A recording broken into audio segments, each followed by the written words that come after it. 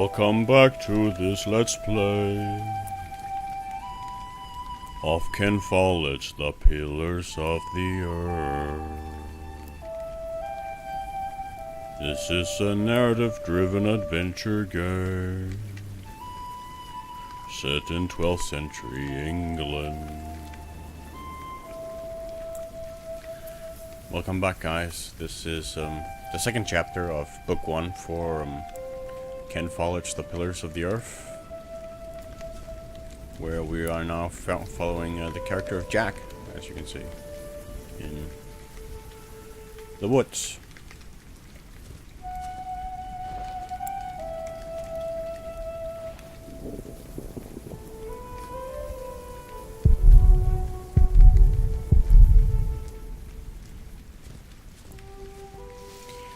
Yeah, meat probably isn't too healthy from that boar.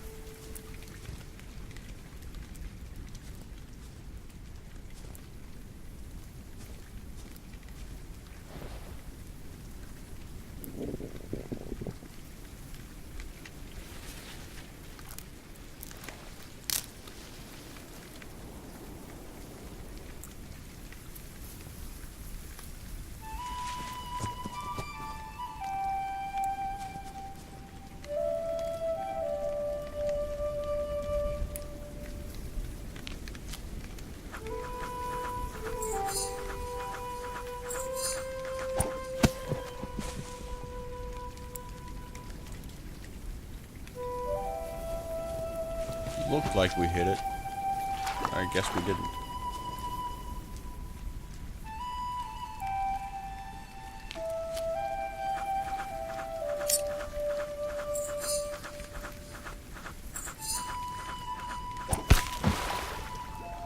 Well, we did there.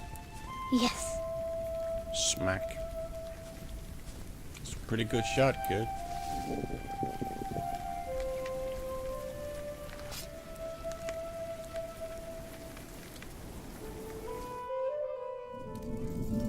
My name is Jack. For a long time, it was the only name I had known. I was born and raised in a cave by my mother. We were used to getting by, but that year the winter had been harsh. I was proud to have killed my first deer that day. And while waiting for Mother to help me cure it, I decided to practice my reading.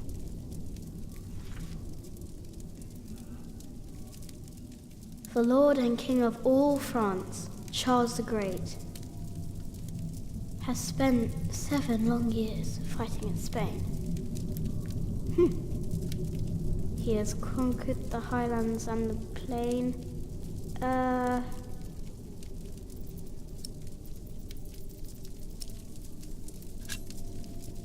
Before him not a single fort remains.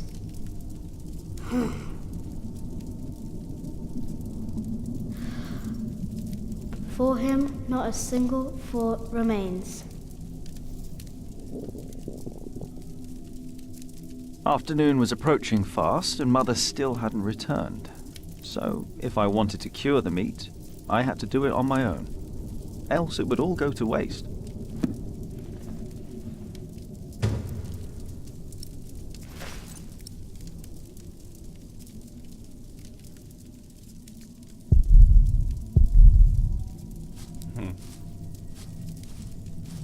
I can't eat it raw. I need to cure it. Meat goes bad fast.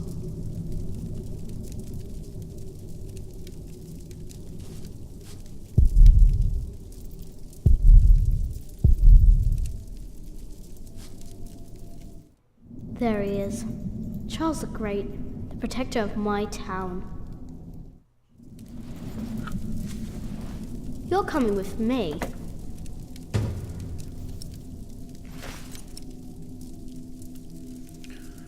What an uncanny likeness.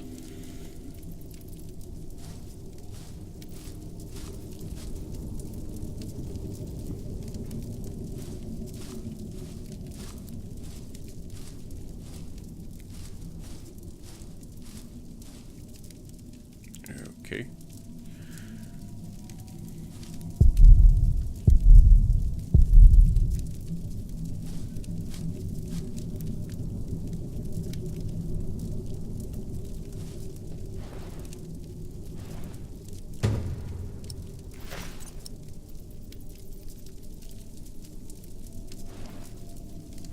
Good. It's warmer. Now I need some wet wood to make it smoke properly.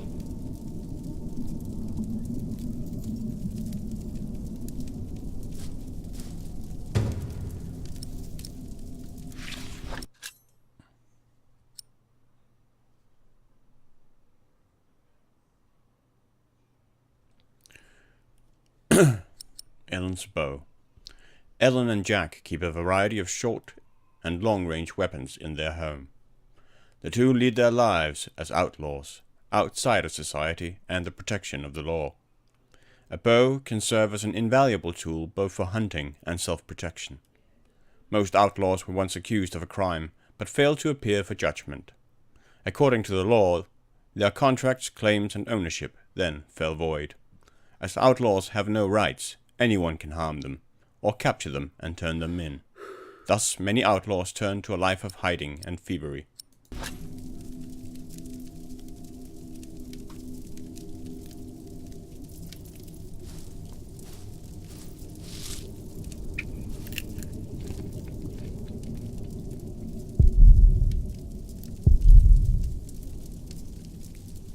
Well, that's a downright shame. That's a waste of food.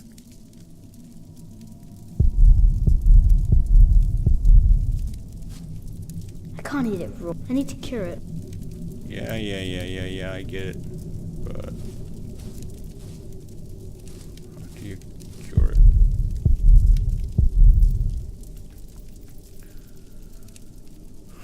Okay.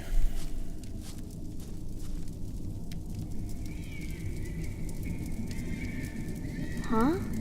What's that?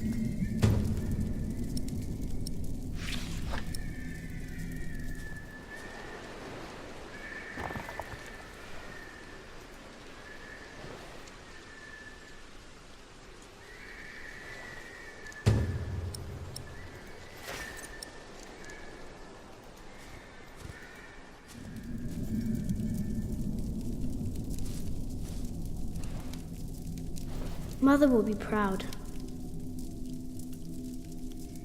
Now, what's that noise?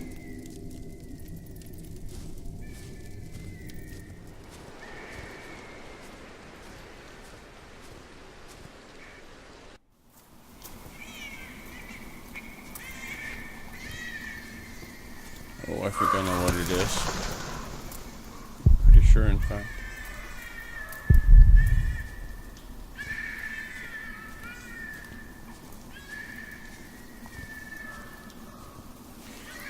Pretty sure I also know who it is.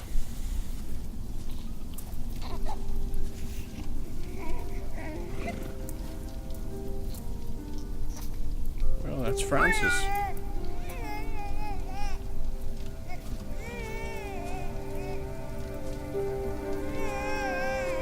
Good. He hasn't seen you. Who is he? A whip. That's what he is. A whip. That means he's someone bad.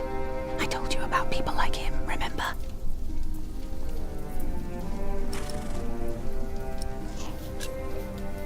What's that in his hands? That's a baby. He must have found it lying next to the road. It's so miserable. Every mole must have heard its cries. Will he take care of it? In his way, he will. Listen, cub. I am sorry. I know there's so much you want to know about the world out there, but for now, we must stay hidden. And never trust a man of God. Least of all his compassion. You'll either end up in a monastery or at the gallows. Get down. Easy now, it's just someone little. No need to be afraid. I'm going to follow him. You go home and wait for me, little cub.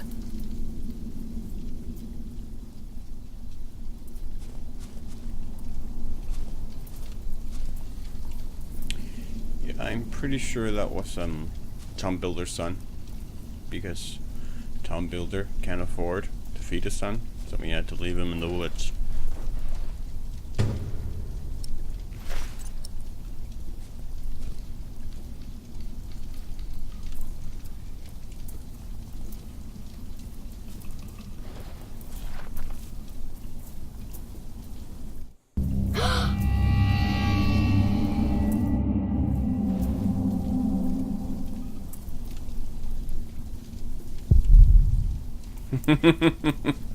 Yeah, I can't really blame you there, kid. Mother? That must have been Agnes buried.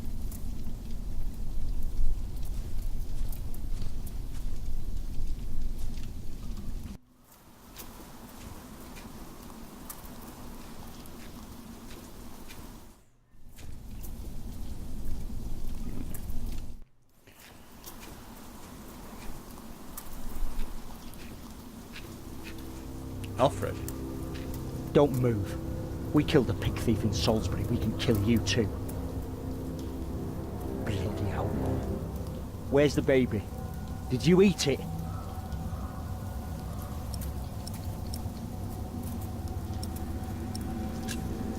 Hey, I'm talking to you.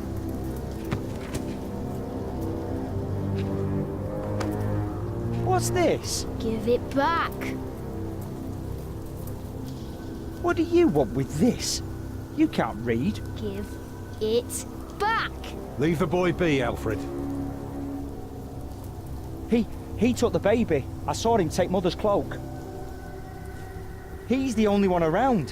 Who else would have taken it? Wolves. Give me my book. Go on, give it to him.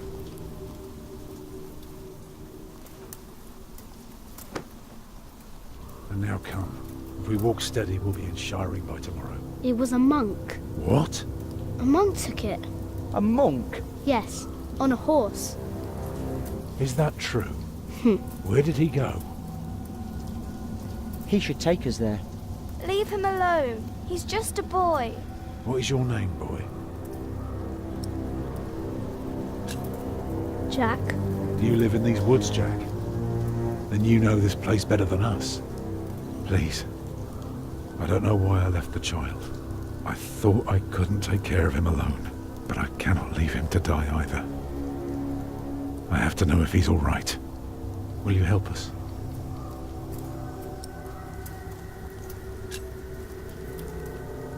You're a good lad. I owe you. You got your toy back. Now you better keep your word.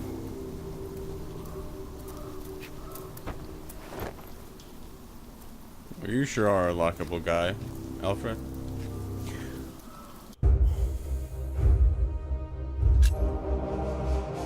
For now, I had no choice. The girl was sobbing, while her father remained tense but quiet. The boy kept on pushing me, which confused me greatly. I had never been hated before. If I had any plans of getting away, it would be like hunting deer. I had to stay sharp until the others forgot to be.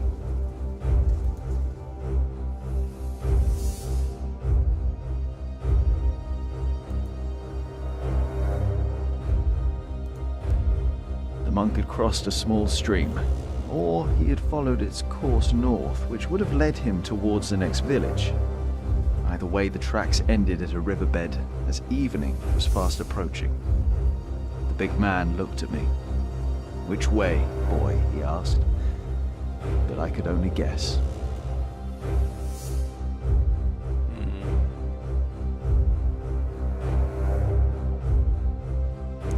It seems... Wouldn't he have gone along the road? Wouldn't he have crossed the river? That's a good question. I think he would have gone along the road, right? The stream led us to a more convenient crossing. Here, one could easily pass without getting drenched in icy water. Suddenly, the boy called out. He had spotted something on the other bank. A set of fresh hoof prints. He laughed triumphantly as our eyes locked.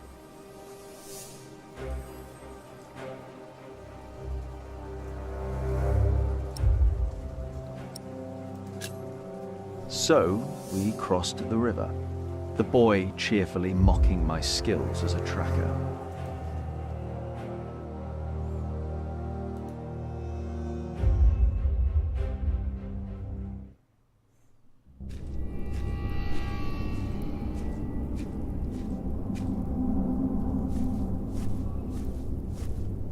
What is it?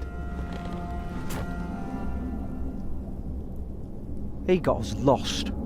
Did you? Papa, I'm tired. That's all right. Come on, up on my shoulders you go. No, I'm too heavy, and you're too tired anyway. I will remain steadfast. You should all get some rest. Alfred, stay here with them while I take a look ahead. No, don't go. I won't be far, dear. Besides, you can do me a favour while I'm gone. Have an eye on the lads and make sure they get some sleep, all right? Alright. See? You are steadfast. I won't be long.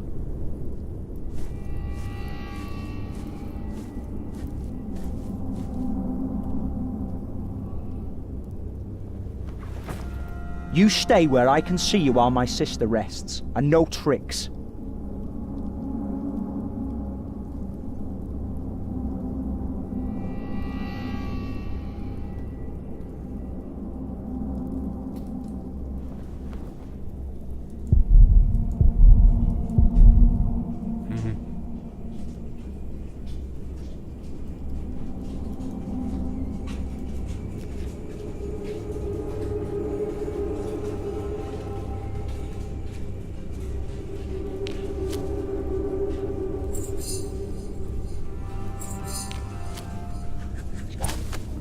Ah! You little... Papa, what are you doing? Nothing. Go back to sleep. Father will be back soon. If we were alone, I'd kill you. Hey, you see that? Over there in the fog. There is something there.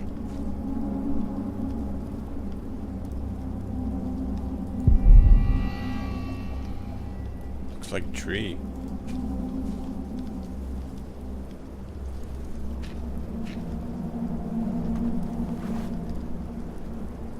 What is it?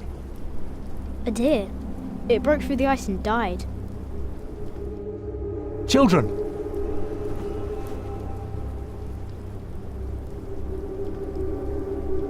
Martha, wake up, dear. Who's she? We met in the forest. I'm Jack's mother. Come here, Jack. Did you find him? Yes, dear, we did.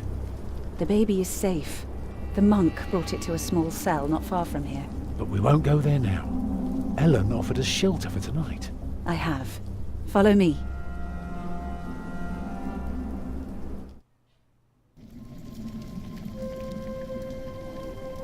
If I'd known you lived this close, my Agnes might have been saved.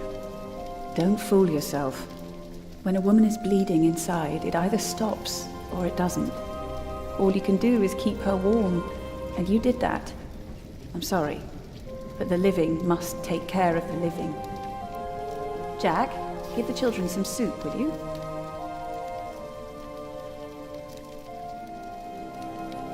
Will you be able to get work soon? Hard to say. People don't usually hire a new master builder in winter. Too cold for stirring water. Sometimes you get lucky, but not this year.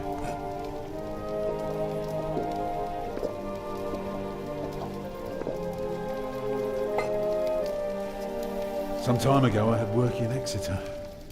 They offered me the post of builder for the Castellan to keep the walls and defences in shape. It would have kept me busy for the rest of my life. We would have lived like bishops.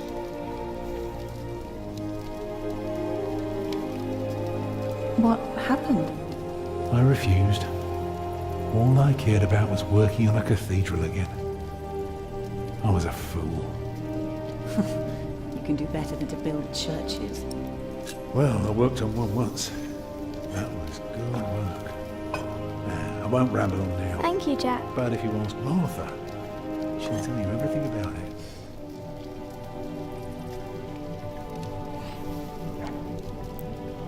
You know, a man like you should not beat himself so hard. No. No, there is no excuse for leaving my baby son behind. Women die in labor. Men abandon their children all the time. It is rare that they return. Is that what happened to you and your son? No, that is an altogether different story. One I haven't even told Jack yet. All I can say is, I raised him alone in this cave, outside of town law. Just us and the forest. How do you get by? We hunt, we gather. It works well enough for us two to survive. You can thank Jack for the meal, by the way. My little cub caught his first deer today, all by himself. I'm impressed. Eat well, children. You'll need your strength. And so do you, Master Builder. Go on, tuck in. I will. Thank you.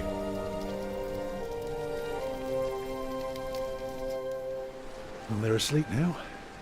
So, what is it? I told you that the monk had taken the baby to a small cell nearby. It's true, but I advise you to stay away from there. What? Why? Because you abandoned it. That counts as murder. Then I have to steal him. I have to own up to what I've done. I have to take back my son. Think for a moment. You have been out of work since summer. A baby needs a lot of care. More than your other children. How will you feed him? But what am I to do then? Live like you? I don't know a thing about hunting. I'm a mason. Even in a castle I'm more at home than here. Leave the baby with the monks. He'd be warm and fed. You wouldn't have to carry him while you look for work. And when you do find something, you can come back and fetch him. I don't know. Since Agnes died, I don't know anything anymore. You're a good man, Tom Builder. You're kind and gentle and strong. You will do the right thing. You also don't have to go through this alone, you know. Jack and I will have to leave this place soon. The winter is too cruel, and we might not survive if we stayed. We could all travel together. I don't know. I have my hands full with my children already. I can help you take care of them. If you promise to teach my son how to get along in the world of men. We may be strangers now, but we would be at each other's side, helping out however we can. The living must take care of the living. Yes. Philosophy of the Middle Ages.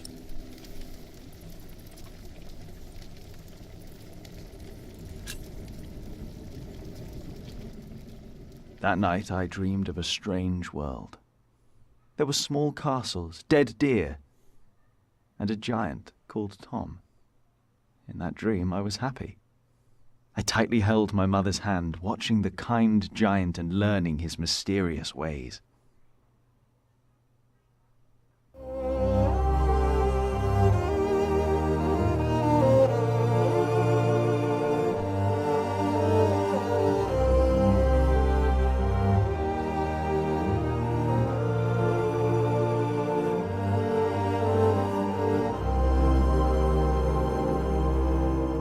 Well, that's it for chapter 2 then. Let's call it a day here, and thank you very much for watching. Hope you'll maintain an interest in the game and possibly in my Let's Plays and keep watching. I'm really enjoying the game so far, I have to say. I'm really enjoying the narrative and the art style and the music. I think it fits together well. Anyway, take care. And thanks.